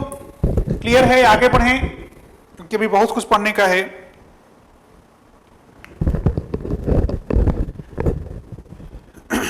चलिए क्लियर है फिर। तो ये आपको दिखा है, मैंने बोला है एक्सपेरिमेंटल डेटा है कि रिकॉम्बिनेशन के चांसेस कितना है 1.3%, और इसका मतलब ये हुआ इसका होने का चांस कितना है 98.7%। ये तो गैमेट किसका बनाया हुआ आप, सिर्फ ये फीमेल पार्टनर का, ये मेल बचा हुआ है। मेल बचा है लेकिन परेशान नहीं होना है मेल से। क्यों परेशान नहीं होना है? क्योंकि यहां देखो आप X और Y क्रोमोसोम है, जीन X लिंक्ड है, Y पे जीन है नहीं, तो क्रॉसिंग ओवर के चांसेस हैं क्या वहां पे? नहीं है बिल्कुल भी। तो गैमेट क्या बनाओगे? दो ही बनेगा ना, एक बनेगा ये क्रोमोसोम अलग हो जाएगा, ये क्रोमोसोम अलग हो जाएगा। तो यहां तो हेडेक ही नहीं है। हेडेक यहां पे था कि क्रॉसिंग ओवर होगा, होगा तो देख लिया हमने कितना होगा, नहीं होगा तो देख लिया हमने कितना नहीं होगा। क्लियर बात है? अब आता हूं मैं नेक्स्ट स्लाइड पे। अब कुछ दिखेगा नहीं आपको यहां वाला, नेक्स्ट स्लाइड पे मैं आ रहा हूं। अब ध्यान रखिएगा इस स्लाइड से क्या है, फीमेल के 4 गैमेट्स बने हुए हैं और मेल का गैमेट सिर्फ बनेगा XWY, दूसरा बनेगा Y। अब हम लोग बनाएंगे नेक्स्ट स्लाइड पे पनेट स्क्वायर। जो फीमेल गैमेट था वो कैसे कैसे थे, तो X small w plus small y plus, दूसरा क्या था X स्मॉल w y, और गैमेट क्या था, तो X w प्लस y, और दूसरा क्या था X small w y plus.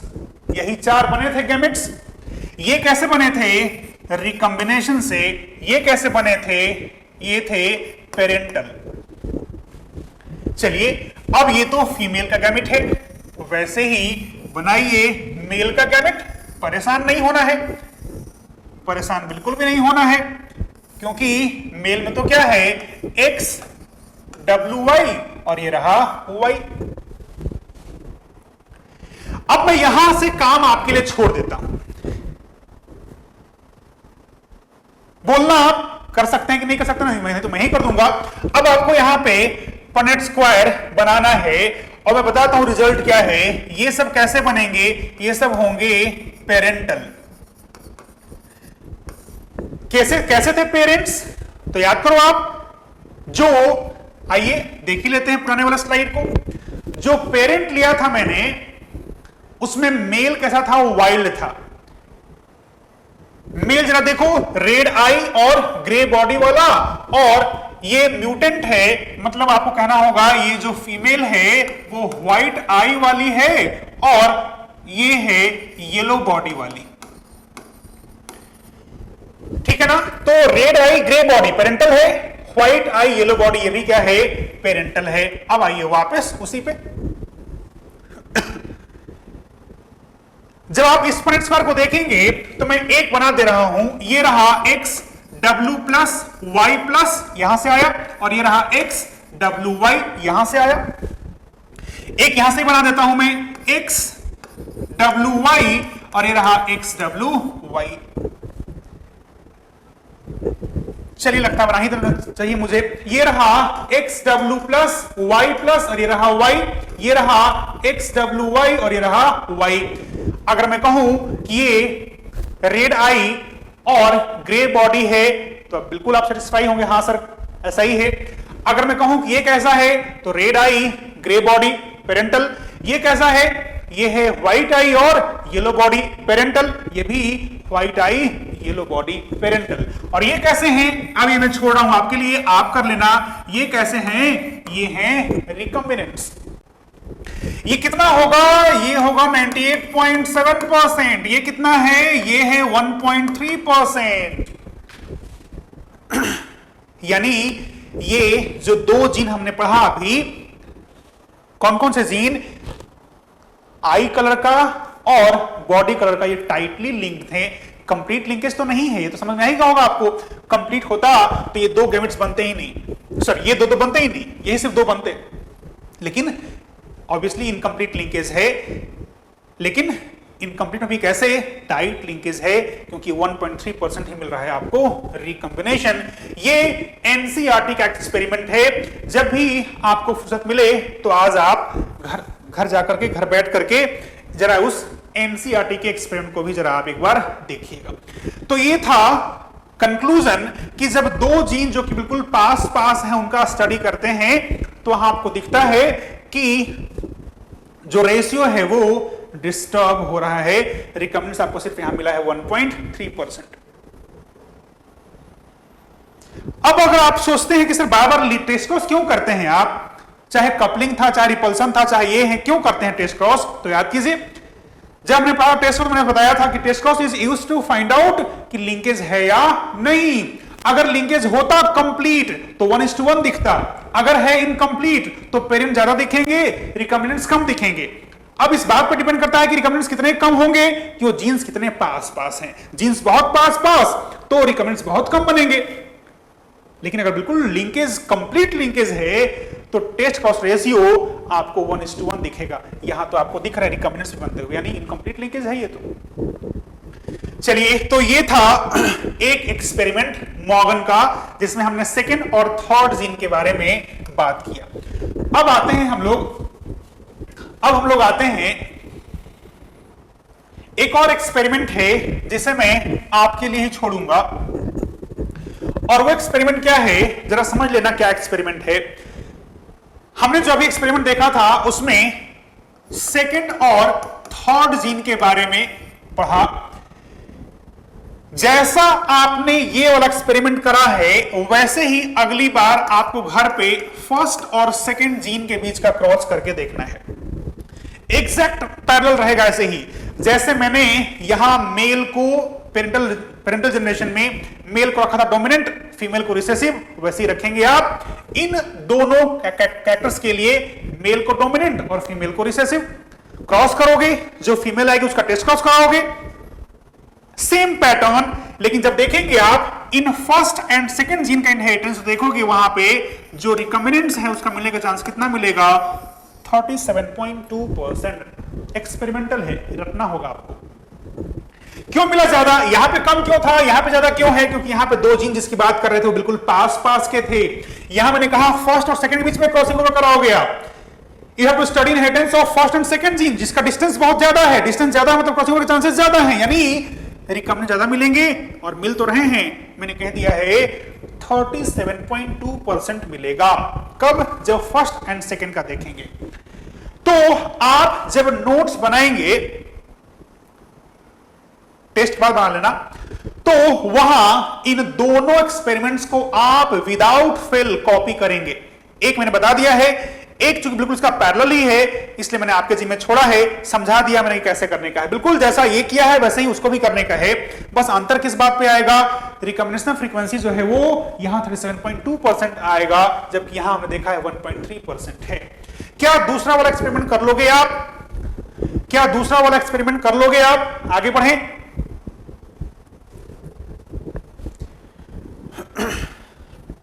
बोलो बेटा, कर लोगे कि करना पड़ेगा मुझे?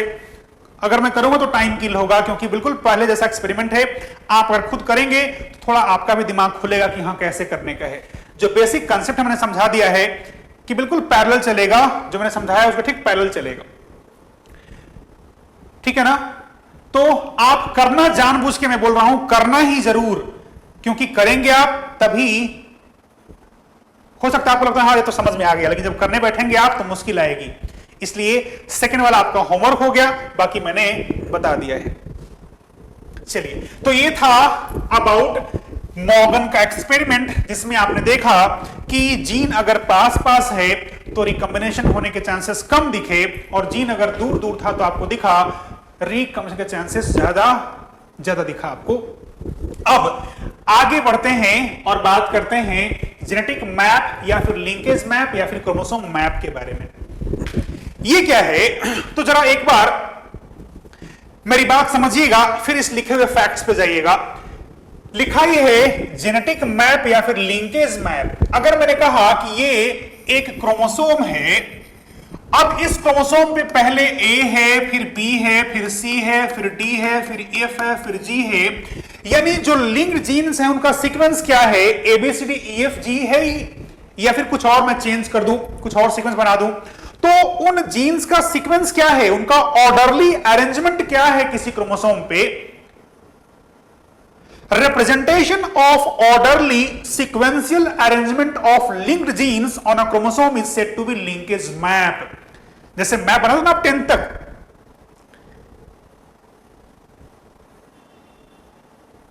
वैसे ही जैसे आप मैप में लोकेट करते कि हाँ यहां पे वो चीज है, वहां पे वो चीज है, यहां नेशनल पार्क है, यहां पे वाइल्ड लाइफ सेंचुरी जैसे करके, वैसे ही एक मैप बना रहे हैं क्रोमोसोम का भी, जिसमें आप बताएंगे लिंक्ड जीन्स का सीक्वेंस भी, और साथ में इनके बीच का डिस्टेंस भी बताएंगे कि ए और बी के बीच में कितना डिस्टेंस है, बी और सी के बीच में कितना डिस्टेंस है, डी और ई के बीच में कितना डिस्टेंस है।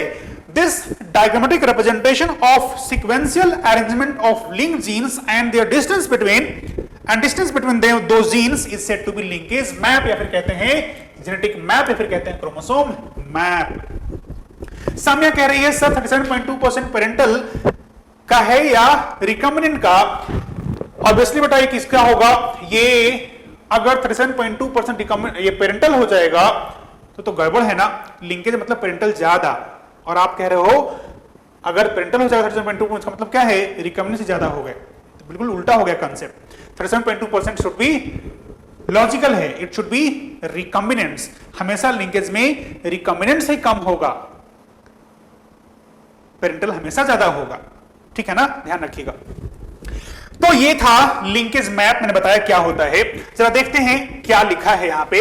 इन genetic map different genes are linearly arranged according to percentage of crossing over which is possible to distance between them. जरा बात करते हैं इस बारे में क्या है। With the help of genetic map we can find out position of particular gene on chromosome. मैंने बताया ही कि अगर लिंकेज मैप है अपने पास तो कौन से जीन का क्या पोजीशन है आप लोकेट कर सकते हैं। Then genetic map is helpful in study of genome and for the genetic engineering it can help to separate the genes from chromosome। Obvious सी बात है, अगर अपने को पता चल जाएगा कि कौन कौन से जीन्स कौन से क्रोमोसोम पे है, तो अगर जीन का मैनिपुलेशन करना होगा, मुझे पता है कि ये जीन डिफेक्टिव है, तो मुझे पता हो अगर पहले से ही कि हाँ ये जीन इतने डिस्टेंस में मिलता है ई से या फिर जी से, तो बड़ा आराम से हम बड़े आसानी से हम लोग उसका मैनिपुलेशन कर सकते हैं। तो इसका ये यूज है। अब कैसे जेनेटिक मैप बनाएंगे उस पे आते हैं डायरेक्टली, और ये वाला जो सेगमेंट है इसे मैं स्टार मार्क कर दे रहा हूं। पहले आप निकालते हैं क्रॉस ओवर वैल्यू, या फिर कहते हैं आप इसे recombination frequency. Frequency of recombination, कितने में कितने रिकॉम्बिनेंट्स बनेंगे, वही रिकॉम्बिनेशन फ्रीक्वेंसी है।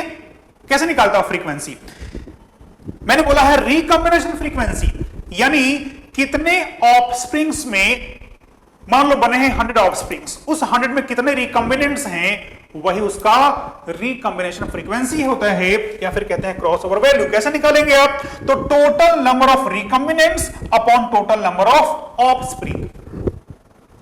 जैसे समझिए आप इस बात को कि मान लीजिए आपने जो कहा था डाई हाइब्रिड क्रॉस मेंडल वाला, उसमें अगर आर और वाई जीन लिंक्ड होते, hypothetical genes were on different chromosome हम जानते हैं, लेकिन अगर मान लेते हैं कि वो दोनों जीन आर और वाई एक क्रोमोसोम पे होते, यानी लिंक्ड जीन्स होते, और निकालते अगर हम लोग उस आर और वाई जीन के का क्रॉस ओवर वैल्यू या फिर जिसे कहते हैं रिकॉम्बिनेशन फ्रीक्वेंसी, तो कैसे निकालते हैं आप, मैंने बताया था फॉर्मूला कि क्रॉस ओवर वैल्यू या फिर recombination frequency equals to total number of recombinants. कितने में था आपको रिकॉम्बिनेशन? याद करो 9:3:3:1, इसमें बीच का 3:3 क्या था? रिकॉम्बिनेंट था, यानी कितना हुआ? 6 नंबर ऑफ रिकॉम्बिनेंट्स हुए थे उस एक्सपेरिमेंट में 6, और टोटल कितना था? 16 मल्टीप्लाई किया कितने से? 100। तो जो वैल्यू आता, मान लीजिए मैंने कहा x% आता, तो ये उस R और Y जीन के बीच का रिकॉम्बिनेशन फ्रीक्वेंसी कहलाता। ठीक बात है। अब मैं कह रहा हूं बड़ा इंपॉर्टेंट रिलेशन कि 1% रिकॉम्बिनेशन फ्रीक्वेंसी और crossover value means 1 centimorgan distance और 1 map unit distance between genes. मैंने कहा कि R और Y जीन अगर मान लेते हैं थोड़ी देर के लिए एक ही क्रोमोसोम पे थे, मुझे निकालना है रिकॉम्बिनेशन फ्रीक्वेंसी ऑफ R और Y जीन उस एक्सपेरिमेंट में। तो देखा मैंने कि ऑफस्प्रिंग जो रिकॉम्बिनेशन से बने हैं वो है 6 आउट ऑफ 16, तो आया मेरे पास x%। अब मैं कह रहा हूं जितना परसेंट रिकॉम्बिनेशन फ्रीक्वेंसी होता है उतना ही एग्जैक्टली उन जीन्स के बीच में डिस्टेंस होता है, जिसे आप बताते हैं इन टर्म्स ऑफ सेंटीमॉर्गन या फिर in terms of map unit. In terms of centimorgan या फिर in terms of map unit. जैसे आप कह रहे हैं कि ये वैल्यू क्या है? 37.5% है। अगर ये सही है, इसका मतलब ये हुआ कि R और Y जीन आपस में 37.5 सेंटीमॉर्गन अपार्ट हैं, दूर दूर हैं। ठीक बात है। तो ध्यान रखिएगा कि जितना परसेंट रिकॉम्बिनेशन फ्रीक्वेंसी आता है उतना ही उनके बीच का डिस्टेंस भी होता है। ये मैप यूनिट आप यूज करते हैं प्रोकैरियोट्स में और सेंटीमॉर्गन यूज करते हैं आप यूकैरियोट्स में। अब ये मॉर्गन कहां से आ गया? तो मॉर्गन के स्टूडेंट थे स्टुअर्ट वेंट। स्टुअर्ट वेंट ने ये कॉन्सेप्ट दिया जेनेटिक मैपिंग का, और उन्होंने अपने गुरु के रिस्पेक्ट में बनाया यूनिट मॉर्गन सेंटीमॉर्गन। जेनेटिक मैप का कॉन्सेप्ट किसने दिया? स्टुअर्ट वेंट ने। चलिए जरा वापस आते हैं उस स्लाइड पे। This concept of genetic mapping was given by Stuart Wendt, student of Thomas Hunt Morgan। Concept किसने दिया? तो कंसेप्ट दिया स्टुअर्ट वेंट ने, और इसलिए वहां पे आपको दिख रहा था यूनिट में मॉर्गन सेंटीमॉर्गन, आपको दिख रहा था डिस्टेंस का यूनिट। ठीक बात है। अब यहां से एक और रिलेशन जरा ध्यान रखिएगा, और वो रिलेशन क्या है? तो जो भी है बहुत तगड़ा, और वो तगड़ा इंफॉर्मेशन क्या है कि जो रिकॉम्बिनेशन फ्रीक्वेंसी है इट विल नेवर एक्सीड 50%। कभी भी रिकॉम्बिनेशन फ्रीक्वेंसी 50% को एक्सीड नहीं करता है। उसके बराबर हो सकता है मैक्सिमली, लेकिन कभी 50% से ऊपर कभी भी इसका वैल्यू नहीं आएगा। क्यों नहीं आएगा? जरा इस बात को समझते हैं। इसलिए नहीं होगा क्योंकि जब आप पढ़ते हैं रिकॉम्बिनेशन तो आपने पढ़ा, मैंने भी थोड़ा सा बताया कि रिकॉम्बिनेशन यानी crossing over always occurs between non sister chromatids of homologous pair in tetrad condition. यानी इस 4 क्रोमेटिड में से कितने कर रहे हैं पार्टिसिपेट? सिर्फ 2 ही कर रहे हैं ना, तो ऐसे ही हो गया 50% का पार्टिसिपेशन। ऊपर से और क्या नखरा? तो भैया जीन पास में है तो क्रॉसिंग के चांसेस और कम होंगे। तो जो थ्योरेटिकल वैल्यू है वो कितना हो सकता है? मैक्सिमम 50%। लेकिन एक्चुअल वैल्यू और कम आता है, क्योंकि इंटरफेरेंस भी एक चीज है जो आप समझ चुके हैं पहले। यानी यहां के भी जो जीन्स हैं क्या सब एक्सचेंज कर ही लेते हैं क्या आपस में? कभी नहीं। जीन्स बिल्कुल पास पास है तो क्रॉसिंग ओवर नहीं होगा उसको ज्यादा। इसलिए मैंने कहा क्रॉसिंग ओवर का जो वैल्यू है वो 50% के बराबर या फिर उससे कम ही रहता है, उससे ज्यादा नहीं हो सकता। 50% के बराबर भी कब होगा? वो थ्योरेटिकल वैल्यू है, एक्चुअली 50% से कम ही रहता है। ठीक बात है।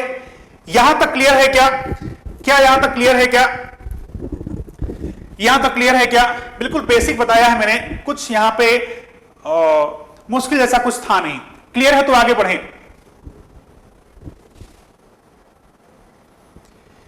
किन्हीं दो जीन्स के बीच का आपको निकालना होगा डिस्टेंस, तो आप निकाल पाएंगे। कैसे निकाल पाएंगे? उन दोनों जीन्स का आप निकालेंगे कितने रिकम्बिनेंट्स बनते हैं, यानी बना लेंगे, निकाल लेंगे वहां से आप क्रॉसओवर वैल्यू, जितना क्रॉसओवर वैल्यू आएगा वही होगा उनके बीच का डिस्टेंस। साक्षी कह रही है सर क्या इस मेथड से डिजीज कॉजिंग जीन्स को रिमूव कर सकते हैं? अरे डिजीज कॉजिंग है चाहे कोई भी है, कोई भी जीन को आप करना चाहते हैं मैनिपुलेट, तो आपके पास आइडिया होगा कि हाँ ये जीन कहां पे है, तो उसको आप जैसे यूज करना चाहे वैसे यूज कर सकते हैं। चलिए फिर आगे बढ़ते हैं और कुछ आपका टेस्ट लेता हूं। और टेस्ट क्या है? तो क्वेश्चन है आपके पास, if recombination frequency between two link gene is 66 map unit then find out recombination frequency.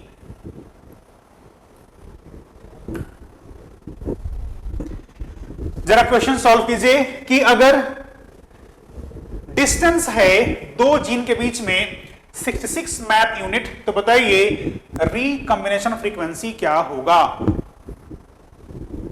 आज था recombination frequency is number of recombinants out of total number of offspring. यही तो होता है हमेशा। फ्रीक्वेंसी कैसे निकालते हैं? ऐसे ही तो निकालते हैं यार। तो सामिया का आंसर आया 66%। जरा देखते हैं इतना आसान सवाल में आप लोग इतना टाइम क्यों ले रहे हैं। सामिया, प्रीति, स्वर्णदीप सबका आंसर आ गया है and that answer is 66%। Very good. बाकी लोग किस का वेट कर रहे हैं? सबका आंसर आ गया क्या 66%? क्लियर है सबको? चलिए इम्तियाज का भी, पायल का भी सबका आंसर आ रहा है, मीनू का भी आ गया 66%। अब समझिए इस बात को कि जो आप हंसते हंसते लिख दिए 66%, सबने किया ब्लंडर, मैंने करवाया ब्लंडर।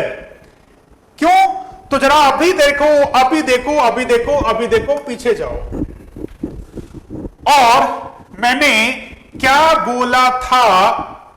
मैंने बोला था ये कि recombination frequency will never exceed 50%, will never exceed 50%। बताओ, अभी अभी बताया, भूल गए? क्या गारंटी है कि मैं बताऊंगा जो याद रहेगा अगले साल तुमको? अभी तो बोला बेटा कि ये जो रिकॉम्बिनेशन फ्रीक्वेंसी है वो 50% से ऊपर हो ही नहीं सकता।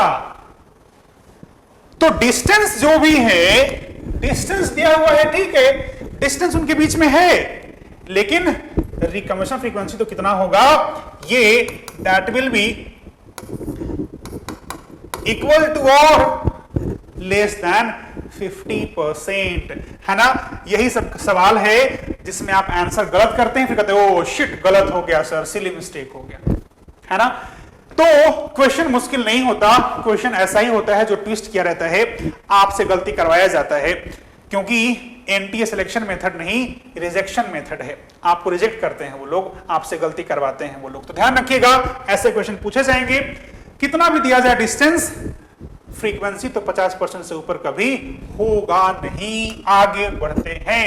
यह रहा एक और सवाल आपके लिए। If recombination frequency between A and C gene is 7, DC is 13, DE is 5 and PE is 5 आप ले लीजिए centimorgan. Find out linkage map.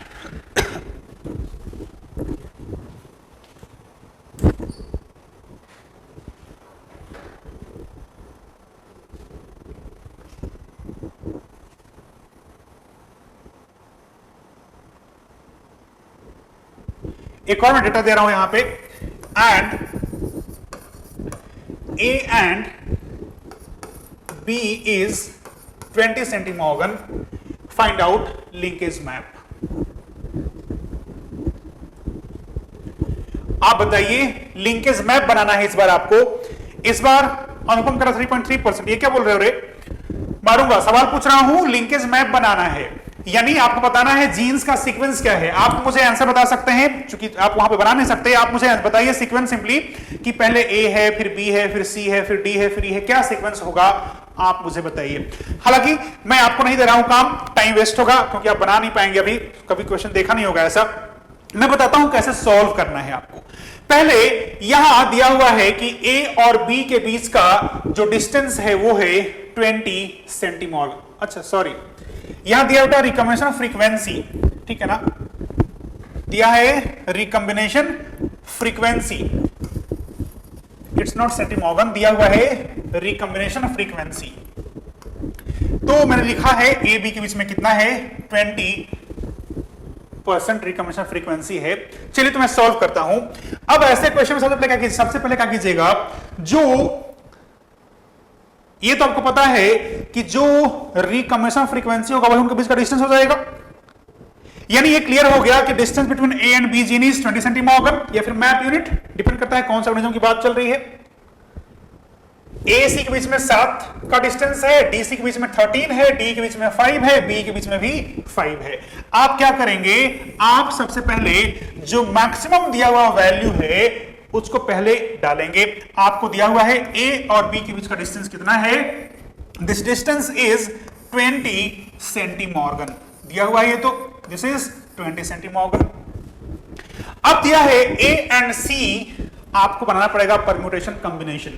चूंकि मैंने क्वेश्चन सेट किया है तो मुझे पता है, आपको पता नहीं भी हो तो सबसे पहले क्या करना है, आपको जो मैक्सिमम वैल्यू है उसको आप सबसे अपार्ट कर देंगे, ठीक है ना। ये कांस्टेंट एक तरीका रहेगा आपका। अब यहां ए और सी के बीच में दिया हुआ है, ये है ए और सी, दिया हुआ है 7 डिस्टेंस है। सी और डी के बीच में दिया हुआ है 13, ये सी और डी के बीच का दिया है, ये है डी मान लीजिए, तो सी और डी के बीच में हो गया 13। देन डी और ई के बीच में दिया हुआ है 5, और बी और ई के बीच में दिया हुआ है अगेन 5। ये बना आपका linkage map, that is A C D E B. तो ऐसे आप लिंकेज मैप बना सकते हैं, ठीक है ना। मैप तो नहीं पूछेंगे आपसे, अगर बहुत पूछ सकते हैं तो पूछेंगे बताओ सीक्वेंस क्या हो सकता है जीन्स का, तो सीक्वेंस रहा ए सी डी ई बी। तो ऐसे क्वेश्चंस अगर बनते हैं तो आपको सॉल्व करना अब आना चाहिए। आयुष कह रहा है सर बी और डी कॉन्साइड नहीं करेगा। अगर बी और डी को कॉन्साइड कर दोगे तो लिखा हुआ है ए और बी का डिस्टेंस होना चाहिए 20 सेंटीमीटर, तो कैसे करोगे आप उसको, है ना। तो इस तरीके से ये है एक लिंकेज मैप जो कि आपको ध्यान रखना चाहिए। आप इसको कहिए ए सी डी ई बी या फिर कहिए बी ई डी सी ए, बात बराबर है, कोई अंतर नहीं है। इधर से बोले या फिर सीक्वेंस को इधर से बोले, बात तो बराबर ही है। ऐसे निकालते हैं आप लिंकेज मैप। क्लियर है क्या? अब चलिए कुछ क्वेश्चंस करते हैं। चलिए जरा एक दो क्वेश्चन करते हैं फटाफट, एक दो क्वेश्चन कर लेते हैं, सिर्फ एक क्वेश्चन कर लेते हैं, ठीक है ना, फटाफट। मैं आपसे नहीं बोल रहा हूं सॉल्व करने को, मैं ही बता रहा हूं। सीक्वेंस कुछ और भी हो सकता है क्या? हाँ हो सकता है, इट डिपेंड्स, क्योंकि मैंने क्वेश्चन फ्रेम किया है तो सीक्वेंस कुछ और भी हो सकता है ना। कुछ और सीक्वेंस आ रहा है तो मुझे एक बार व्हाट्सएप कीजिएगा, मैं देख लूंगा उसे, ठीक है ना। सीक्वेंस कुछ और भी हो सकता है, इट डिपेंड्स, क्योंकि क्वेश्चन फ्रेम किया हुआ तो कुछ और भी सीक्वेंस हो सकता है। मतलब इस बात से सेटिस्फाई होना चाहिए जो कंडीशन दिया हुआ है, ठीक है ना। अगर कुछ और सीक्वेंस आ रहा तो मुझे भेजिएगा, मैं देख लूंगा एक बार। अब जरा एक क्वेश्चन फटाफट लिंकेज को लेकर के क्वेश्चन जरा सॉल्व कर लेते हैं। लिखा है by the test cross of capital A small A capital B small B plant we get following result. आप जब इसका टेस्ट क्रॉस कर रहे हैं, टेस्ट क्रॉस मतलब ऐसे क्रॉस कर रहे हैं, तो आपको ऐसा रिजल्ट मिल रहा है, capital A capital B 50, capital A small B 950, small A capital B 950, small A small B 50। तो अब जरा देखिएगा, इस क्वेश्चन में फोकस कीजिए। अगर जेनेटिक मैप में कुछ और सीक्वेंस बन रहा है तो मुझे अलग से भेजिएगा, मैं देख लूंगा उसको।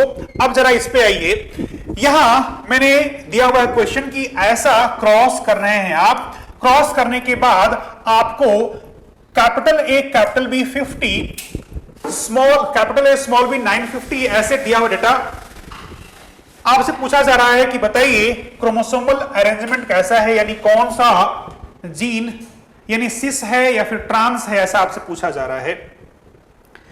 अब जरा देखो आप यहां पे कि capital A small A capital B ये ज्यादा मिल रहे हैं। ज्यादा मतलब क्या, यही पेरेंटल होगा इसका मतलब, गेटिंग माय पॉइंट। जो ज्यादा मिले मतलब क्या हो, पेरेंटल है तो लिंकेज होता है।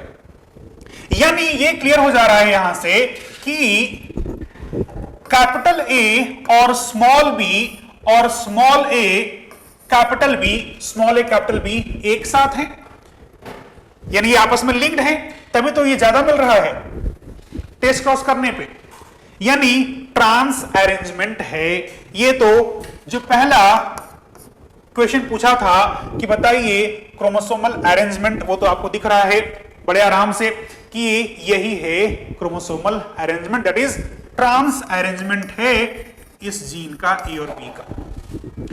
जो सेकंड पार्ट है इस क्वेश्चन का, उसमें पूछा जा रहा है percentage of gamete of F1 hybrid. ये रहा F1, अब इसके गैमेट का क्या क्या परसेंटेज होगा वो आपसे पूछे हैं। ये तो रहा F1 हाइब्रिड, लिखा हुआ ना, ये तो दिस इज F1 हाइब्रिड, तभी तो आप करें टेस्ट क्रॉस कर रहे हैं इसका। ये रहा अपना F1 हाइब्रिड। अब पूछ रहे हैं कि इसके गैमेट्स का परसेंटेज बताइए। अब कैसे निकालेंगे कौन सा गैमेट कितना होगा, ये तो क्लियर है कि गैमेट कौन कौन से होंगे। जरा देखते हैं गैमेट कौन कौन से होंगे। एक तो होगा ये कैपिटल ए स्मॉल बी, एक होगा स्मॉल ए कैपिटल बी, और क्या बन सकता है, तो ये रहा कैपिटल ए और यहां आ गया कैपिटल बी, क्रॉसिंग ओवर होगा तो, और ये रहा स्मॉल ए, यहां आ गया स्मॉल बी, ऐसा ही होगा। ये बना है पेरेंटल बिना क्रॉसिंग ओवर का, ये बना होगा क्रॉसिंग ओवर से। ये है पेरेंटल, ये है रिकॉम्बिनेंट। ये तो समझ में आ रहा है आपको। अब ये कितना मिलेगा, ये कैसे समझेंगे आप, कैसे निकालेंगे आप, तो आपके पास फॉर्मूला है। क्या फॉर्मूला है, रिकॉम्बिनेशन फ्रीक्वेंसी निकालने का फॉर्मूला है ना आपके पास। क्या फॉर्मूला है, number of recombinants upon total number of offsprings. तो आप समझ गए हैं ये ट्रांस अरेंजमेंट था जीन्स का। अब अगर मुझे ये मिल रहा है कैपिटल ए कैपिटल बी, यानी ये वाला मुझे मिल रहा है, और स्मॉल ए स्मॉल बी मिल रहा है, इसका मतलब क्या है, ये है क्रॉसिंग ओवर के प्रोडक्ट्स। यानी आपको मिल रहे हैं ये और ये रिकॉम्बिनेंट्स, कितने हो गए 100। कितने हैं टोटल ऑफस्प्रिंग्स, जब जोड़ोगे तो इट विल बी 2000, मल्टीप्लाई किया 100 से, तो जो वैल्यू आएगा वो क्या आया, ये क्रॉस किया हमने, ये क्रॉस किया हमने, 2 10/2, यानी ये आया 5% आया रिकॉम्बिनेशन। 5% है कि 50%, 5% आया आपका recombination frequency between A and B. अब ये 5% रिकॉम्बिनेशन फ्रीक्वेंसी है। अब ये दोनों मिला के कितना होगा, 100 में 5, तो ये कितना होगा, ये होगा 2.5%, ये भी कितना होगा 2.5%, तो बाकी बचा हुआ क्या हुआ, ये हुआ आपका 45%, और ये हुआ सॉरी ये हो जाएगा, यानी ये मिला के हुआ 90, ये हुआ 5%, तो ये हो जाएगा आपका 95%। ये दोनों मिला करके कितना हो जाएगा, ये होना चाहिए मिला करके 95%। बस में आ रही है आपको, यानी ये 47.5 2.5% मिलने का चांस रहा, जो सेकंड पार्ट में आपसे पूछा जा रहा था। क्या ये समझ में आया कैसे सॉल्व किया मैंने, क्या ये क्लियर है मैंने कैसे सॉल्व करा है।